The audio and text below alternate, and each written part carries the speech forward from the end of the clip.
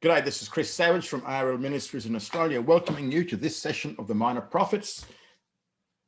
I pray that will be of benefit to you and help you in your Christian growth. Thank you for coming along. So we're back into the last section of the book of Amos, and then we're going to crack on Jonah tonight as well. So covering what we did last section with Amos, last session, we had the first woe judgment, and that was because Israel, they wanted the day of the Lord, because they were looking forward to they were wanting it to come because they thought it meant only judgment for the Gentiles.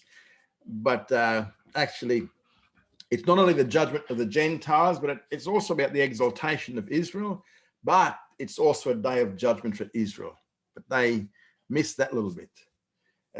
We see that in their present condition where Amos was prophesying, their festivals were unacceptable, their offerings were unacceptable, their worship was unacceptable. This is the northern kingdom Israel. Why? Because they had no faith with it. It was all ritual. Amos spoke about their past conditions in the wilderness, the 40 years that they were in the wilderness, where they had their suffering. It was not only for God, because what we saw was that in the wilderness, they were actually brought sacrifices to worship idols. And we saw that there's two of those idols were the star god, and also Moloch, M-O-L-E-C-K. So judgment upon Israel was going to be the Assyrian captivity, which is around about 722 to 721 BC. That's the first word judgment. The second word judgment we saw was because, Israel, the northern kingdom, they were resting in their false security up there in Samaria. They figured we were on the mountain, nobody's going to get us like the other nations around us. Also, so they were resting in their false security there. Also, they had a pretty luxurious lifestyle, but it was a lifestyle made possible because they robbed the poor of the land. They had been warned of coming judgment by other prophets and by Joel, for instance, and also by Amos. They've been warned of coming judgment, yet they feasted on. They partied on. And because of this false security and this luxurious lifestyle that they were living on their ill-gotten wealth, the judgment was going to have to come. And in the judgment, we saw that it was going to be the destruction of the city of Samaria. Population was going to be decimated. Only 1/10 of the population were going to remain.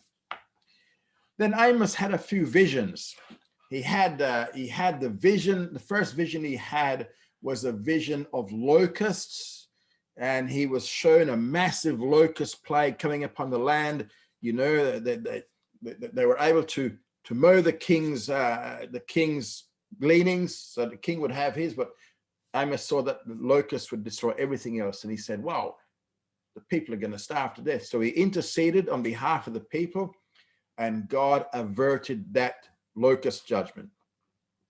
And then we had a second vision, which was a vision of flaming fire. And again, what Amos saw was there was a severe drought, and that severe drought then brought on fires.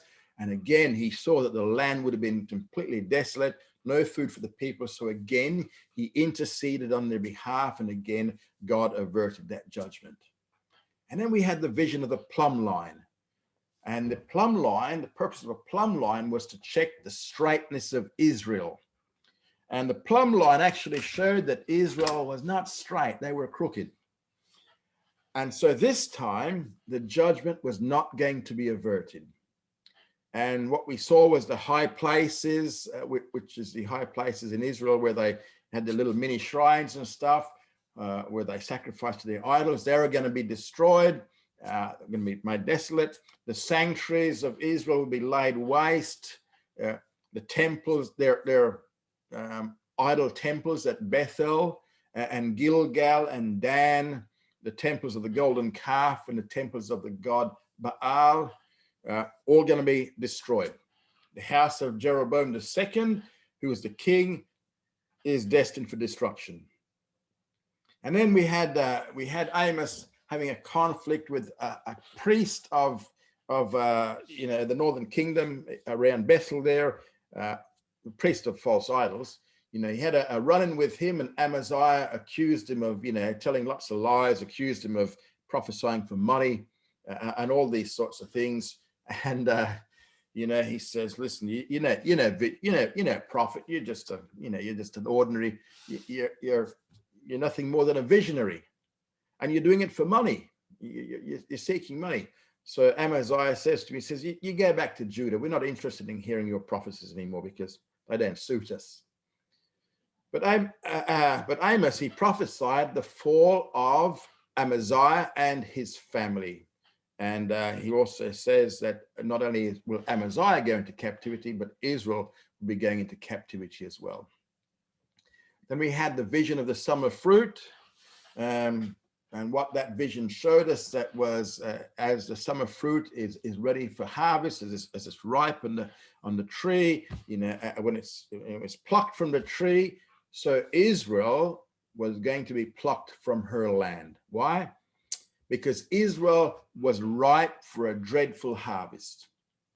No reprieve this time, and this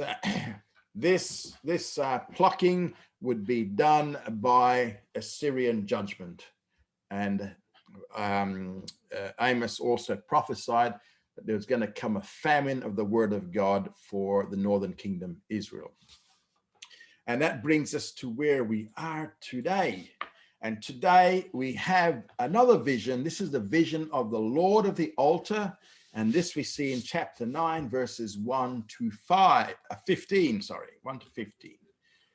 Now, in verses 1 to 4 of chapter 9, he starts out here with the judgment of the smitten altar. It's smitten. I saw that, this is chapter 9, verse 1. I saw the Lord standing beside the altar, and he said, "Smite the capitals, that the thresholds may shake, and break them in pieces on the head of all of them. And I will slay the last of them with the sword. There shall not one of them flee away, and there shall not one of them escape." So this is Amos's final vision. And here he sees in verse 1, he sees the vision of God standing beside the altar. And this is at Bethel. This is where he was up there, where he had the little run-in with Amaziah. And it's the temple in Bethel. And in this vision, what we see here is that the command is issued to smite the capitals. And when the capitals are the upper part of the pillars, when they're struck, what will happen is the whole building will collapse. And so the idolatrous temple in Bethel, where Amaziah is up there laboring as a priest, is destined for destruction. And the rest of verses 1 to 4, his emphasis now is on the inescapability of the judgment. It's coming. It cannot be averted. It's going to happen. And it's in verse 1, it's going to fall upon all of them, all of the northern kingdom. In verse 2, he says, "Though they dig into Sheol, thence shall my hand take them. And though they climb up to heaven, thence will I bring them down." So what he's saying here in verse 2 is that neither heaven nor hell are going to provide a way of escape. So if anyone succeeds in digging himself down to hell, into Sheol, God will follow him. And if someone succeeds in climbing up to heaven, God will follow him in judgment also. So neither heaven nor hell is going to provide an escape for this coming judgment. And in verse 3, he says in verse 3, "And though they hide themselves in the top of Carmel, I will search and take them thence. And though they be hid from my sight in the bottom of the sea, thence will I command the serpent, and it shall bite him." So what he's saying here is neither mountain, the highest mountain, nor the deepest sea is going to provide an escape. Verse 4, "And though they go into captivity before their enemies, thence will I command the sword, and it shall slay them. And I will set mine eyes upon them for evil and not for good." So what we see here is that in verse 4, the Assyrian captivity is not going to provide any escape, because in captivity, the sword is going to pursue them.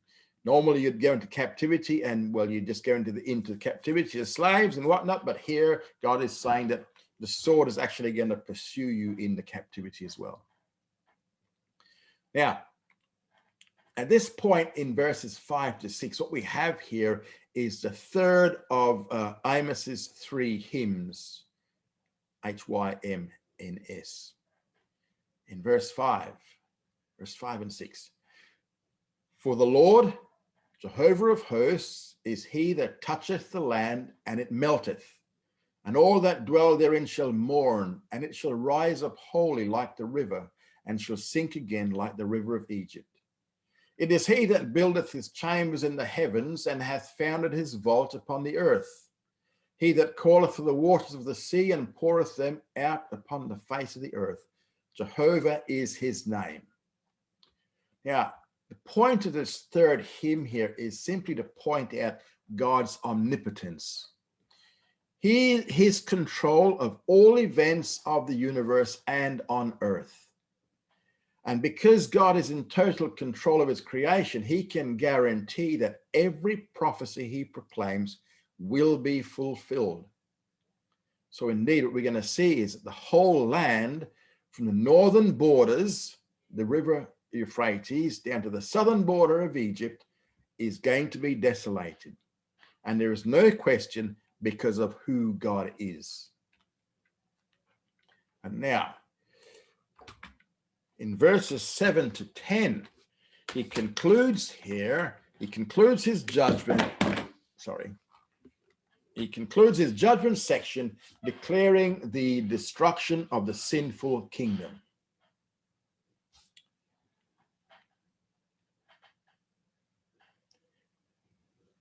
Am I muted? No. Hope not. If I'm muted, please send me a note. Okay. In verse 7 to 10, he concludes his judgment section. Verse 7, are ye not as the children of the Ethiopians unto me, O children of Israel, saith Jehovah? Have not I brought up Israel out of the land of Egypt, and the Philistines from Capthor, and the Syrians from Ker? Behold, the eyes of the Lord Jehovah are upon the sinful kingdom, and I will destroy it from off the face of the earth, save that I will not utterly destroy the house of Jacob, says Jehovah. So what we see in verses 7 to 10 of Amos 9 is that God intends to destroy the sinful kingdom. Remember, we're talking about the northern kingdom here, the kingdom Israel, northern kingdom. So in verse 7, he's picking up from the hymn of verses 5 to 6, and he points out here that God is in control of the nations.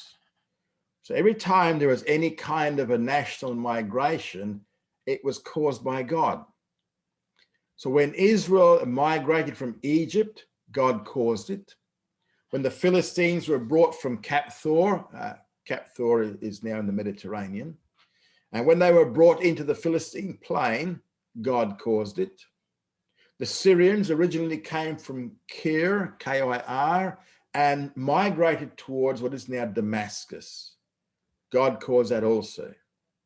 So every national migration was caused by God. And so what Amos is saying here is that God is in control of all nations and the movement of all nations. And now he is going to move Israel again. And verse 8 is the judgment. And he points out here, the kingdom of Israel, a sinful kingdom, will be destroyed. Now, remember this, God's judgment is always tempered with mercy. For while the kingdom, the northern kingdom, will suffer destruction, God will not make a total end of the population. Why? Because God made unconditional covenants with Israel. But he must punish sin. But Israel as a people can never, ever be totally destroyed. So he will not utterly destroy the house of Jacob. And this is the house of Jacob here means Israel. And in verse 9, for lo, I will command, and I will sift the house of Israel among all the nations, like as grain is sifted in a sieve. Yet shall not the least kernel fall upon the earth. And verse 10, all the sinners of my people shall die by the sword, who say, the evil shall not overtake nor meet us. Now, earlier on, we dealt with the Assyrian captivity, but in verse 9, it's a different picture here. He pictures a different judgment here, which is not simply captivity from Israel to Syria, but this is a world, or Israel to Syria, but this is a worldwide dispersion. So the judgment of verse 9 is a worldwide dispersion. Why? Because he says here that the Jews will be sifted as wheat. And it says among all the nations, not just Assyria. So it's among all the nations. So here he's dealing with not with the simple captivity where Israel was transferred from one country to another, but remained, intact. This is a dispersion. And this is a scattering that came much later. And this scattering actually came in 70 AD. In 70 AD. 70 AD was when the Roman legions destroyed the temple and Jerusalem, and the Jews were scattered out of the land. And what we see here is that it is a continuous scattering until we find in verse 10, there is the death of the sinners. Remember, he's talking about here the Jewish nation, the Jewish people. He says, until all the sinners of my people shall die, who say, the evil shall not overtake us. So the timing in the span of history and prophecy of the scattering and dispersion, the time when all sinners die comes in the tribulation. Because remember, one of the purposes of the tribulation was to put an end to wickedness and the wicked ones. So in the tribulation is where we're going to have the death of all the sinners out of the Jewish people. So verses 9 to 10, he's looking to a distant future here. He's looking to a worldwide scattering of the Jews, and at the end of which all the sinners will die in the course of the tribulation judgments. Now, Amos has had nothing nice to say about Israel for 8.5 chapters. Well, almost 9 chapters, 8.5 chapters. He's had nothing nice to say, but he won't end his book this way. In the last 5 verses of his book, he has something nice to say, and what he does do is he predicts the final restoration of Israel. And we find this in verses 11 to 15. Now, in verses 11 to 15, it says, in that day will I raise up the tabernacle of David that is fallen, and close up the breaches thereof, and I'll raise up its ruins, and I'll build it as in the days of old, that they may possess the remnant of Edom and all the nations that are called by my name, says Jehovah that does this. Behold, the days come, says Jehovah, that the plowman shall overtake the reaper, and the treader of grapes him that sows seed. And the mountains shall drop sweet wine, and all the hills shall melt. And I will bring back the captivity of my people Israel, and they shall build the waste cities and inhabit them. And they shall plant vineyards and drink the wine thereof. They shall also make gardens and eat the fruit of them. And I will plant them upon their land, and they shall no more be plucked up out of their land, which I have given them, says Jehovah your God. So here Amos, in dealing with the restoration, he points out 5 things. First thing he says here is that there's going to be the restoration of the throne and house of David. See here, again, the word for tabernacle here means a booth or a hut, and the house of David, reduced to a broken down hut, is now destined to be rebuilt and restructured into a mighty house again. Remember, Jesus comes from the line of David. So this is what we're talking about here. Again, this is very similar to what we find in Isaiah chapter 11, verse 1, where the mighty house of David was pictured as a mighty tree that has been felled and left with only one dead stump. But eventually, this one little shoot springs out of this stump. And that one little shoot was the Messiah. So it's a similar picture here. What we see here is that the mighty house of David has been, in the future, has been reduced to a broken down hut, but it is destined to be rebuilt. In fact, one of the Talmudic names for the Messiah is Ben Naphtali. It's based upon this verse here in chapter 9, verse 11, because it means the son of the fallen, where David's house has fallen down again, and the son of the fallen is the Messiah. The broken down hut of David is to be repaired, and it's going to be restored in its former glory. So this verse here is applied so it's a literal prophecy, and now we have an application which you can find in Acts chapter 15 verses 16 to 17, and that passage in Acts chapter 15 verse 16 to 17. That's where James, the Lord's brother, the head of the Jerusalem church, was defending Gentile evangelism, which was evangelism apart from circumcision and submission to the law of Moses. Gentiles didn't have to do that, he said. And he points out, and he actually uses this passage here in the context. But the house of David is to be repaired only after there has been a calling out from among the Gentiles. Remember, when the fullness of the Gentiles come in, that's when God starts to once again deal with the nation of Israel as a nation. Now, in verse 12, in that day, in the future, Israel will have supremacy over the Gentiles. And notice again how they pick up Edom. Edom in particular is going to be possessed by Israel. They will possess what is left of Edom, as well as all the nations that are called by my name. Now, these nations are Gentiles called by my name. So he's dealing with Gentile believers in verse 12. Gentile believers who will survive the tribulation and enter the kingdom. And these are the sheep Gentiles of Matthew 25, verse 31 to 46. Should have put that on the slide for you.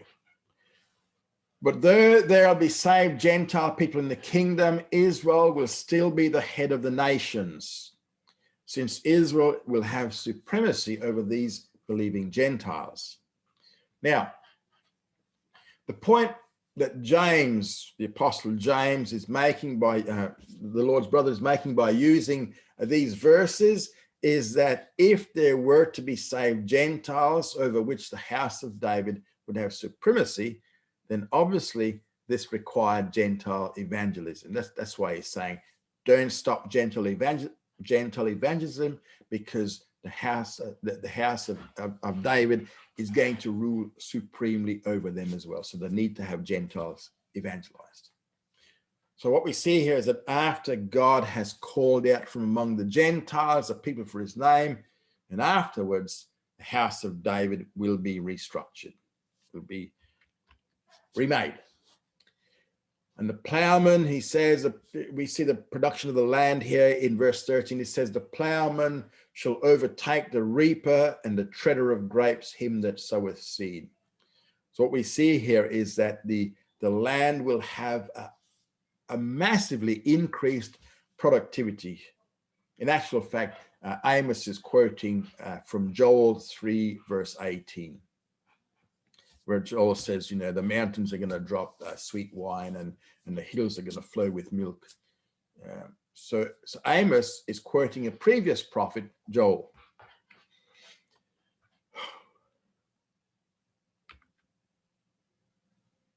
In verse 14, there'll be a restoration of the land, both cities and fields.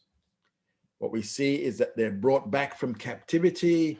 They're going to build the waste cities and live back in them again. They're going to plant vineyards and drink thereof. So they'll be harvesting their fruit and drinking, having the benefits of it. And they're going to make gardens and eat fruit. So the land is going to be wonderfully productive once again. And in verse 15, here we see that the restoration will be permanent. They shall no more be plucked up out of their land. This is now Israel as a whole, which is both the northern and southern kingdom, Israel, the nation, the house of Judah, the house of Israel, back together again. This is in verse 15. They shall no more be plucked up out of the land. So that's why this must be speaking of a final restoration for the Messianic kingdom, the restoration that comes after the second coming. Because today, what we're looking at, the present return today, it's only temporary. It's temporary until the middle of the tribulation, and then Israel as a nation are going to be plucked up again out of the land in the midpoint of the tribulation. And we can find that in Matthew 24, verse 15 to 16, and also Revelation chapter 12, verse 6 to 17. It's Matthew 24, 15 to 16, Revelation 12, 6 to 17. Now, when this final restoration comes, they will never, ever again be forcibly plucked up out of the land again. Never again. They will remain there for the 1,000-year period. So while Amos has been primarily judgmental, in these last 5 verses of his entire book, he closes with a word of hope, which is a final restoration is coming. So remember, Amos was prophesying, he was from Judah, he was prophesying in the northern kingdom against the northern kingdom, telling them that they were doomed for destruction because of their idolatry and the way that they treated people around them. So that's the book of Amos completed, and now the next one in the sequence of prophets that we're looking at. Remember, we're looking at them sequentially. In the Bible, they're not listed this way in the books of the Bible, but we're looking at them following each other. So now we're looking at Jonah, and Jonah is going to follow Amos. Okay. I've given you an outline there. We're going to see it's 4 main sections. We have Jonah and the storm, and then we have Jonah and the fish. We don't know what sort of a fish it was. And then we have Jonah and the city, and then we have Jonah and the gourd. Gourd, it's a fruit. It's a gourd from a tree. Okay. Now, what I've got there is I've got 2 Kings chapter 14, verse 23 to 25. This just gives you a bit of an introduction to Jonah, 2 Kings. In the 15th year of Amaziah, the son of Joash, king of Judah, Jeroboam, the son of Joash, king of Israel, began to reign in Samaria. And he reigned 41 years. And he did that which was evil in the sight of Jehovah. He departed not from all the sins of Jeroboam, the son of Nebat, wherewith he made Israel to sin. He restored the border of Israel from the entrance of Hamath unto the sea of the Arabah, according to the word of Jehovah, the God of Israel, which he spake by his servant Jonah, the son of Amittai, the prophet, who was of Gath-hepher. Just incidentally here, we just spoke about in Amos, Amaziah, the priest of Bethel, different Amaziah here, all right? This Amaziah here is the king. He's the son of Joash, the king of Judah. Now,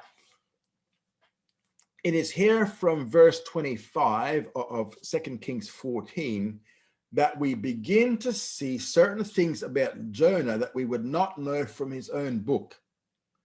On the one hand, this little verse described a prophecy that Jonah made concerning Jeroboam II during his reign. And the fact that Jeroboam would extend the borders of Israel from the entrance of Hamath onto the Sea of the Arabah.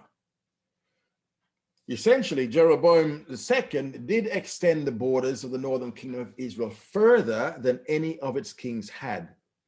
And since the split of the nation into the two kingdoms, so remember, he's the northern kingdom, he did this in fulfillment of Jonah's prophecy, which he had made when Jeroboam II had first ascended the throne.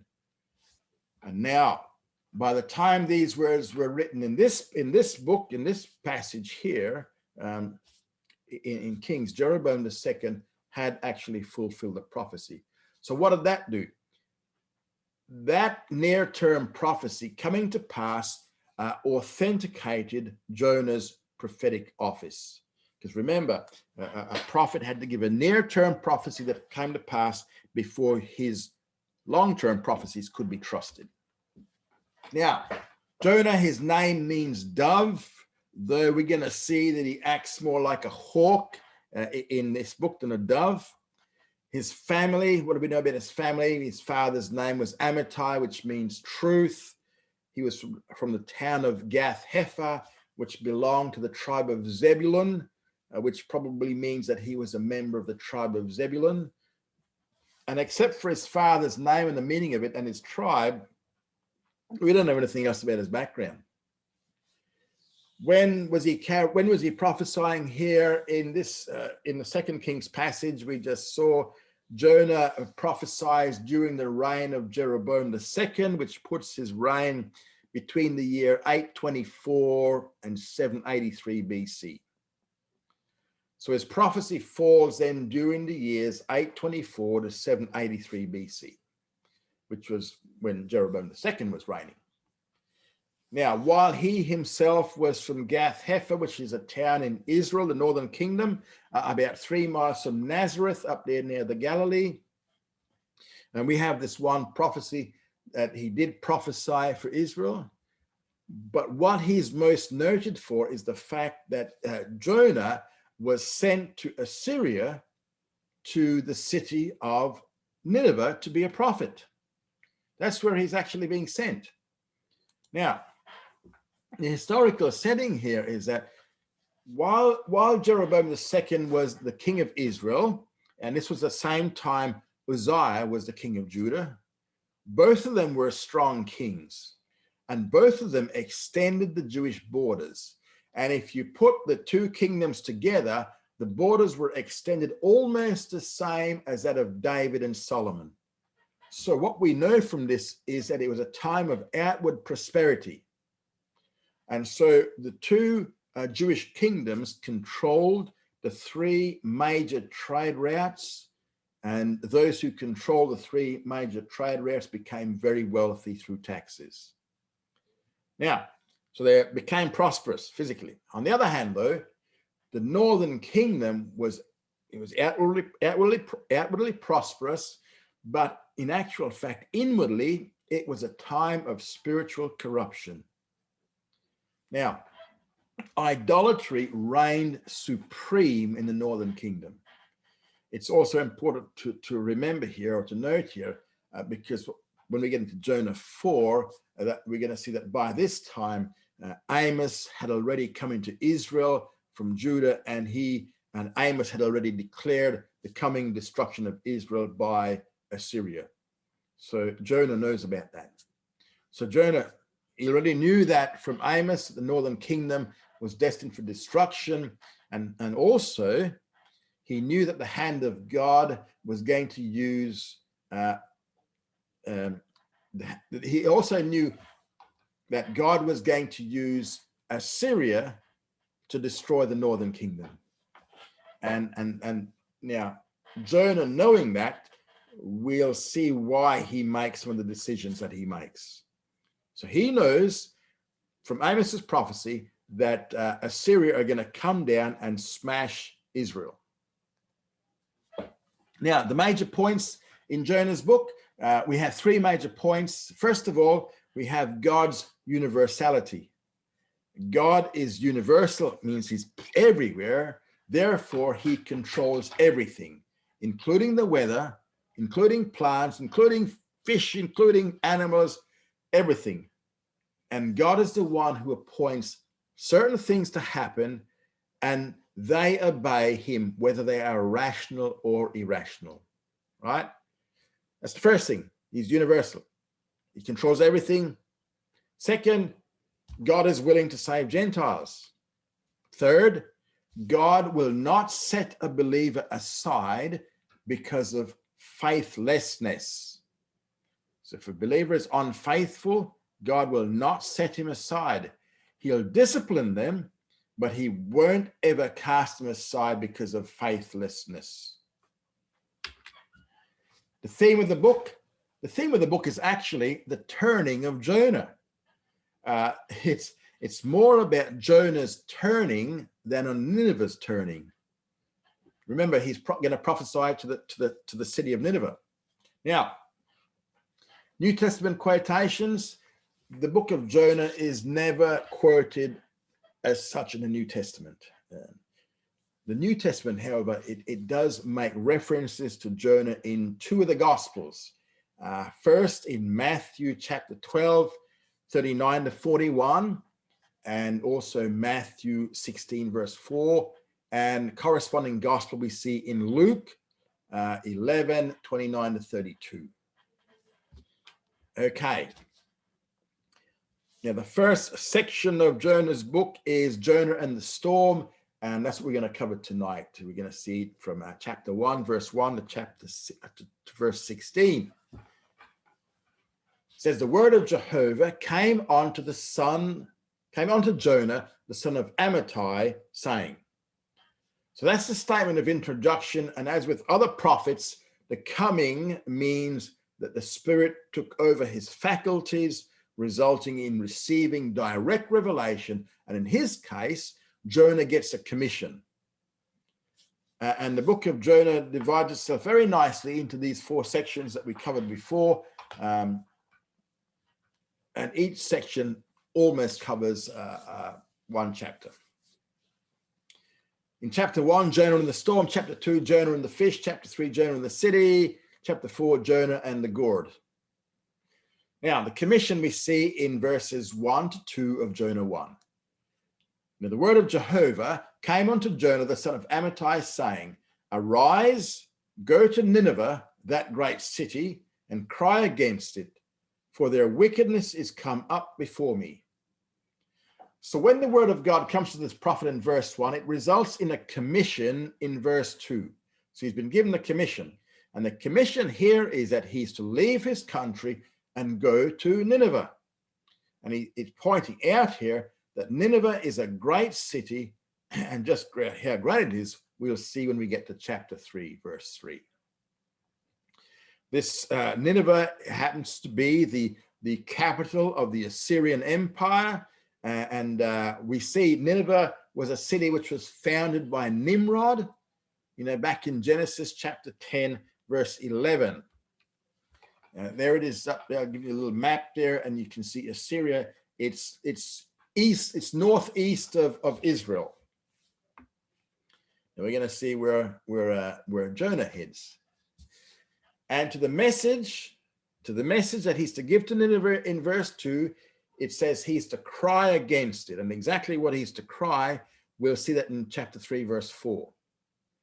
Now, the reason the prophet is being sent to Nineveh at this point is spelled out at the end of verse 2, because it says their wickedness is come up before me, and it's come up before God. Now, these guys, they were a people who went around subjugating other nations with unusual ferocity and cruelty. They enjoyed torturing people, and it was always a slow death. And Nineveh was also deeply involved in idolatry. And what they did to those they conquered created extreme fear in the surrounding nations. The prophet Nahum, when we get to him, he has a lot to say about this. So we'll deal more with Nineveh when we get to Nahum. But God took note of Nineveh's wickedness. He did not pass it by. And now what he's doing is he's going to send Jonah, who's been given this commission, to go up to Nineveh and crying against it. Now, for Jonah to go to Nineveh, as I said, he's got to go east from where he was at that time, and it was about a month's journey. And now, in chapter 1, verse 3, where does he go? But Jonah rose up to flee onto Tarshish from the presence of Jehovah, and he went down to Joppa, found a ship going to Tarshish. So he paid the fare thereof and went down into it to go with them onto Tarshish from the presence of Jehovah. Now, Tarshish is in Spain, and that's due west of Israel. And in those days, that was as far west as one could go. So he was trying to get as far away from his commission as he possibly could. He was going to go right away in the opposite direction as far as possible to go in that day. And verse 3 says that he was trying to flee from the presence of Jehovah. Now, remember, Jonah is a prophet. And being a prophet of the true God, he certainly knew that God was omnipresent. So he could never run away from the omnipresence of God. He knew God was everywhere. He knew what the psalmist said in Psalm 139, verse 7 to 9, that even if he made his bed in Sheol or hell, God will still be there. So the question is, knowing this well, how could he think he could flee from the presence of the Lord? Again, he knew he could not flee from God's omnipresence, but there is also a localized presence of God, which we call the Shekinah.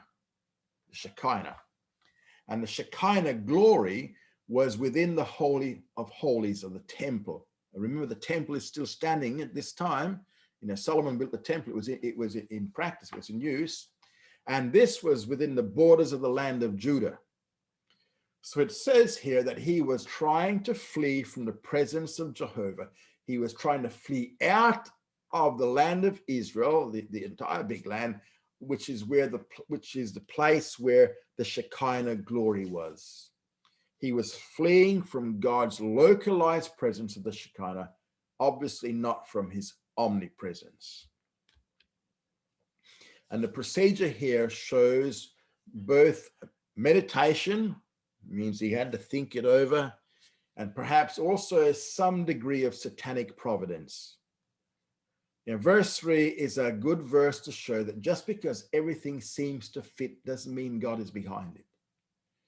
So what we see here is that Jonah, he went down to Joppa or Yaffo, and he just happened to find a ship ready to sail for Tarshish in Spain. And he just happened to have sufficient funds for the fare. And there happens to be room for him on the ship. So all the circumstances here seem to fit. So it must be God's will. And sometimes, you know, it's best that we do not assume we can determine God's will strictly on the basis of circumstances. Satan can arrange circumstances. And if we use circumstances to then determine God's will, this would be very wrong. God does use circumstances, but we must be careful that we do not use these alone to determine what God's will is for us personally, but always rely on the word of God, which is in this case, Jonah was not doing. He had the word from God, but no, he's headed in the opposite direction. He knew what the word of God had said to him because the word came to him, according to verse 1. But now he runs in the opposite direction as fast as he can. There's a quote here from a theologian, an American theologian called Donald Barnhouse.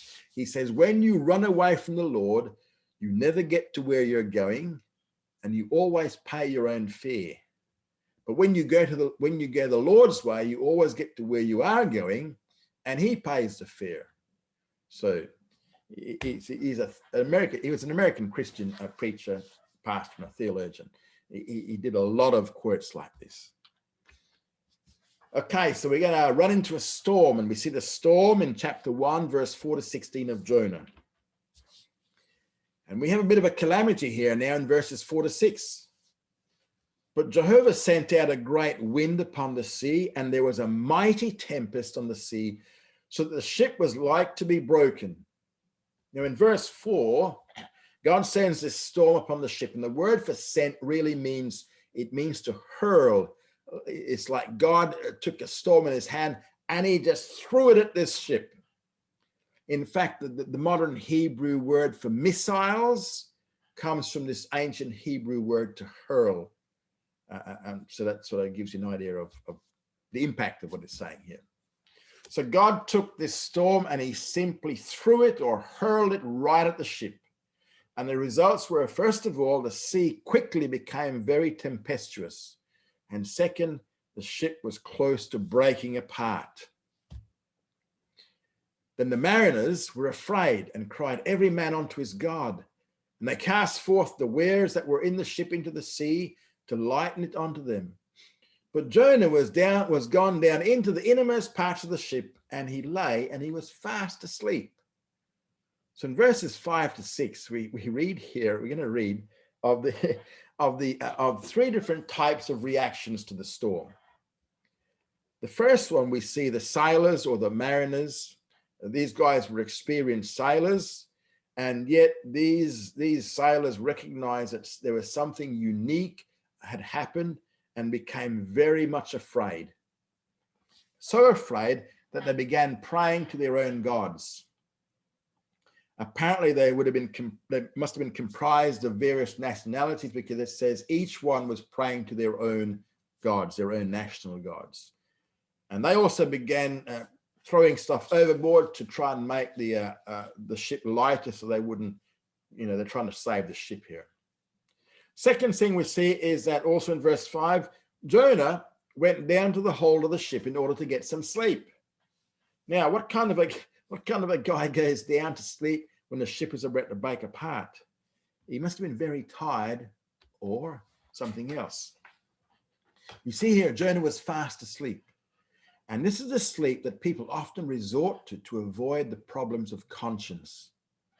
They've done something bad and they know it, and they withdraw into their beds to fall asleep to get away from their conscience. Because now, for Jonah, many lives are now in jeopardy because of one man's disobedience. His sin was affecting others. And in fact, we see in history, we see that in other instances, for instance, Achan, his sin caused Israel to be defeated at Ai. King David caused the death of 70,000 by pestilence when he numbered his army.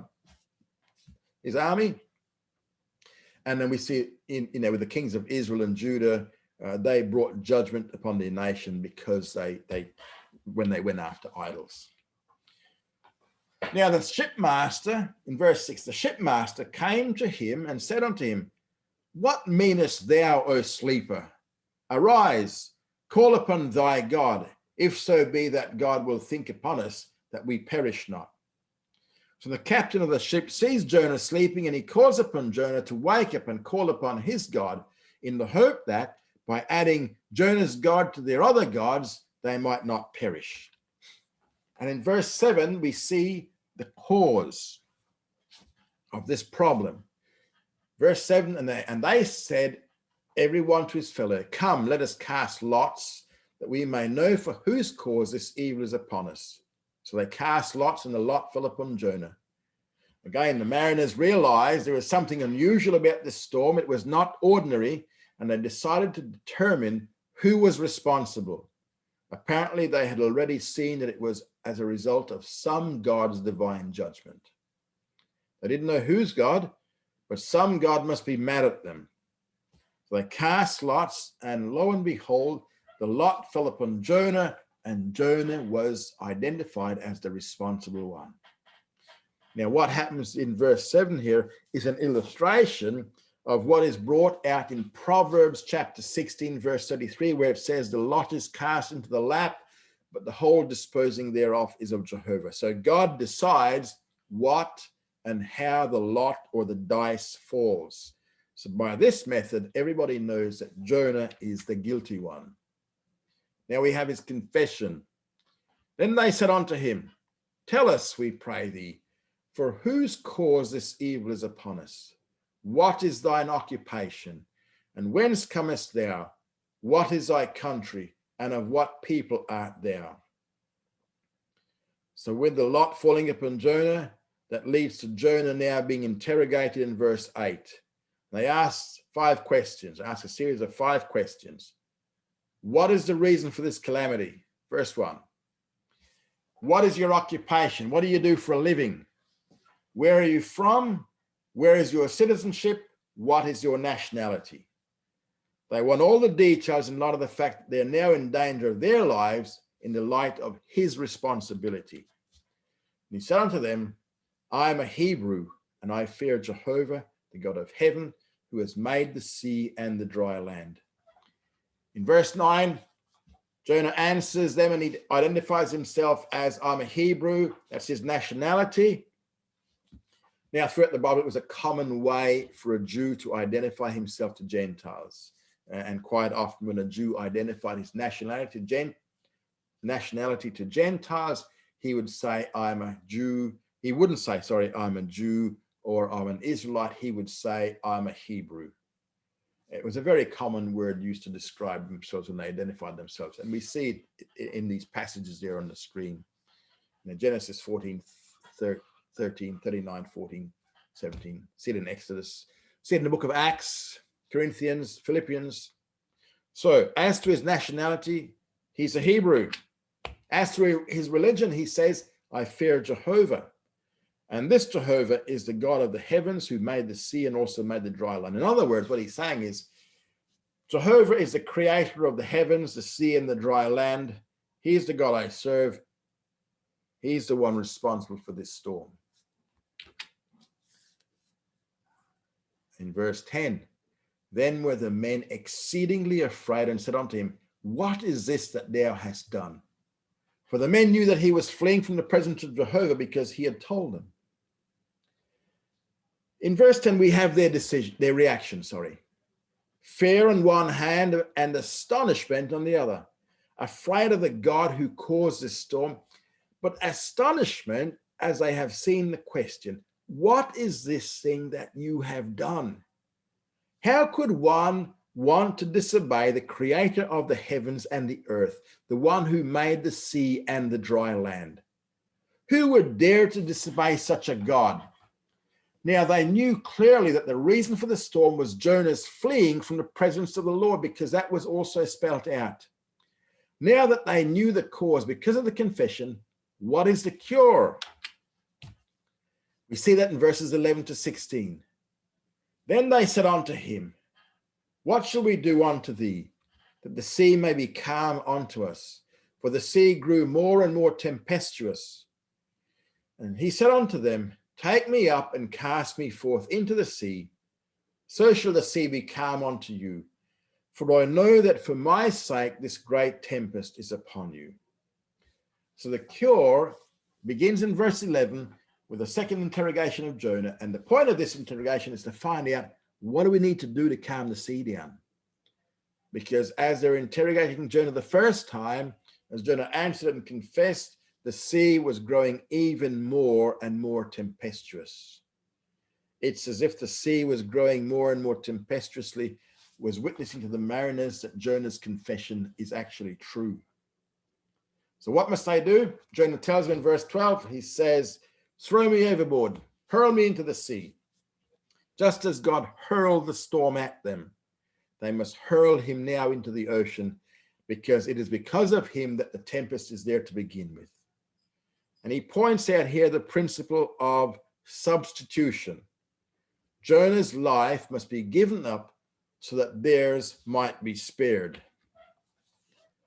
Verse 13, nevertheless, the men rowed hard to get them back to the land, but they could not, for the sea grew more and more tempestuous against them.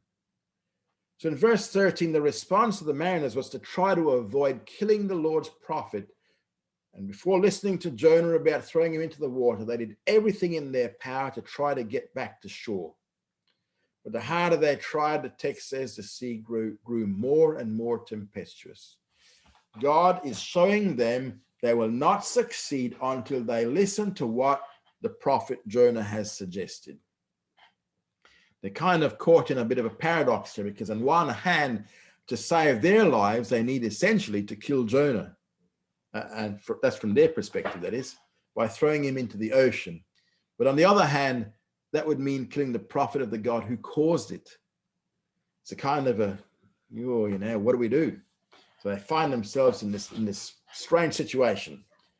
So what do? They try to avoid killing the Lord's prophet, but that doesn't help at all. And in verse 14, wherefore they cried unto Jehovah and said, we beseech thee, O Jehovah, we beseech thee, let us not perish for this man's life, and lay not upon us innocent blood. For thou, O Jehovah, hast done as it pleased thee. So in verse 14, they realized they got there's no other way. But before they hurl him over the side, before they throw him over, they pray for forgiveness. And the word wherefore points out they did this because of the growing ferocity of the tempest. It was just getting worse and worse. Earlier in the chapter, they were praying to their own gods. Now they altogether turn away from the other gods to beseech and pray to this one God of Jonah. And because they realized that none of those other gods had anything to do with this storm. Furthermore, when they prayed to those other gods, it didn't help to calm the storm. Those other gods couldn't do anything about it. Only one God could calm the storm, the same God who sent it, and to the God of Jonah they now turned. We beseech thee, O Jehovah. And then they make their request. Let us not perish for this man's life. It's a request here to be spared. Don't let us die because of this man's sin. But they also pray, lay not upon us innocent blood. They pray in advance for forgiveness what they're about to do. Why? Because they recognize God's sovereignty. For you, O Jehovah, have done as it pleased you. So these pagan Gentiles now recognize God's sovereignty, the sovereignty of the God of Israel. And taking all these words at face value means that these Gentiles basically turned away from idolatry and adopted the God of Israel in light of their experience. So at this point, they realize that this God is sovereign and no other God is.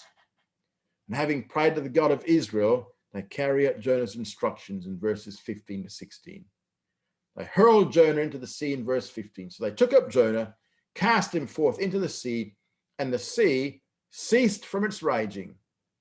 As soon as they hurled Jonah into the sea, the result was that the sea ceased from its raging. The very fact that the sea stopped raging as soon as Jonah was thrown overboard once again authenticated the words of Jonah, and it authenticated his prophetic office. Now, this first division of the book of Jonah ends with the conversion of the mariners in verse 16.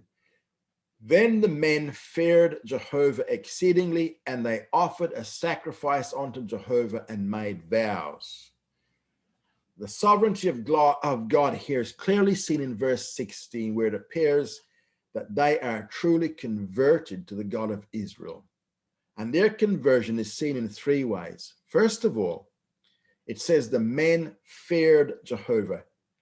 They began to worship him. Secondly, they offered a sacrifice unto Jehovah. Somehow or other, they recognized that this God could be approached only on the basis of blood. And thirdly, they made vows to Jehovah.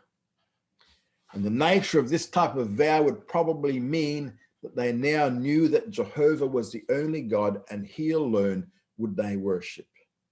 And these Gentile sailors came to a saving knowledge of the God of Israel in spite of Jonah's bad testimony before them.